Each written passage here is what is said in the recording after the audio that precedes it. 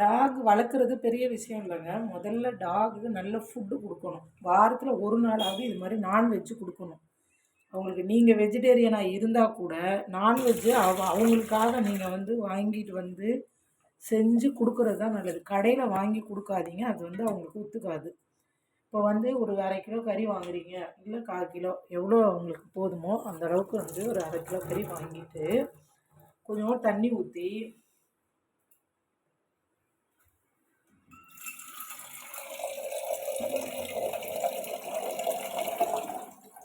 சும்மா அந்த மாதிரி கொஞ்சமாக தண்ணி ஊற்றிக்கோங்க. ஊற்றிட்டு ஒரு 2 கல் உப்பு. உப்பு வந்து அவங்களுக்கு ரொம்ப சேர்க்கக்கூடாது. உப்பு வந்து அவங்களுக்கு நல்லதில்லை உடம்புக்கு. அதனால் நம்ம 2 கல் உப்பு மட்டும் வேகிறதுக்காக போடுறோம்.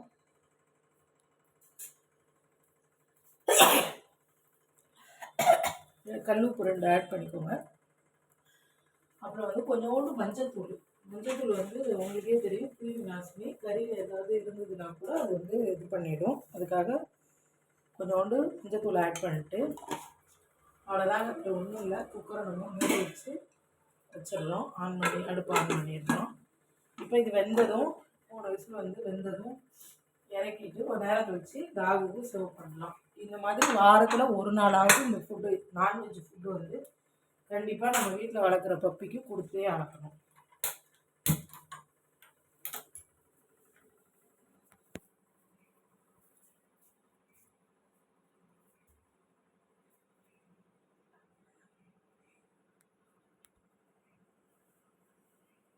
இப்படி தான் நீங்கள் வந்து கறி வாங்கிட்டு வந்துட்டிங்கன்னா இனிமேல் அதை வேக வச்சு போடுற வரைக்கும் கிச்சனில் தான் இருப்பாங்க 2 பேரும்.